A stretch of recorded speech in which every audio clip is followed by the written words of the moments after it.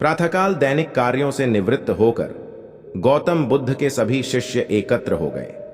गौतम बुद्ध ने संदेश देना आरंभ किया। वे बोले, आज मैं तुम्हें ऐसे व्यक्ति की कथा सुनाता हूं जिसके पास सब कुछ होते हुए भी वह दुखी था।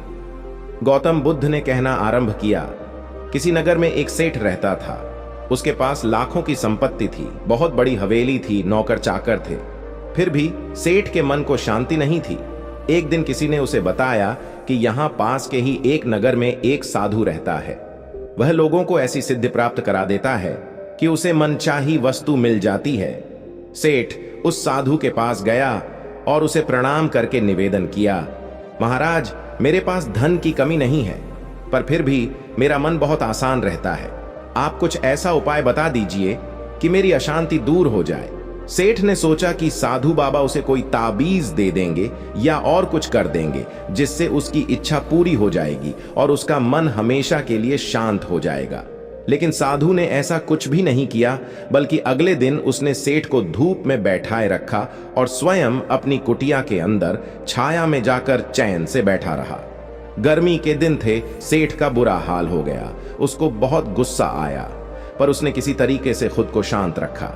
दूसरे दिन साधु ने कहा, आज तुम्हें दिन भर खाना नहीं मिलेगा।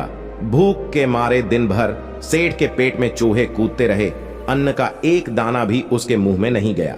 लेकिन उसने देखा कि साधु ने तरह तरह के पकवान उसी के सामने बैठकर बड़े आनंद से खाए। सेठ उस रात बहुत परेशान रहा। वह एक क्षण को भी नहीं सो पाया, उसे नींद ही नहीं आई। वह रात भर सोचता रहा कि साधु तो बड़ा स्वार्थी निकला आज। तीसरे दिन सवेरा होते ही उसने अपना बिस्तर बांधा और चलने को तैयार हो गया।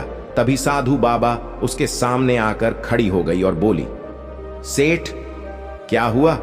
सेठ ने कहा, मैं यहां बड़ी आशा लेकर आपके पास आया था, लेकिन मुझे यहां कुछ भी नहीं मिला। उल्टे मुझे ऐसी मुसीबतें उठानी पड़ी जो मैंने अपने जीवन में कभी नहीं उठाई, इसलिए मैं जा रहा हूं। साधु हंसकर बोला, मैंने तुम्हें इतना कुछ दिया, पर तूने कुछ भी नहीं लिया। सेठ ने आश्चर्य के भाव से साधु की ओर देखा और बोला, आपने तो मुझे कुछ भी नहीं दिया।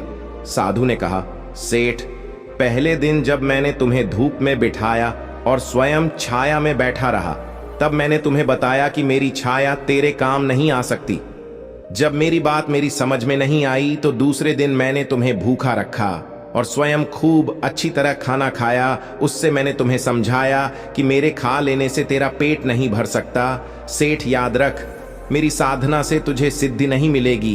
तूने अपना धन अपनी मेहनत से कमाया है और शांति भी तुझे अपने पुरुषार्थ, साधना और अपनी मेहनत से ही मिलेगी। सेठ की आंखें खुल गईं। अब उसे अपनी मंजिल पर पहुंचने का रास्ता मिल गया था।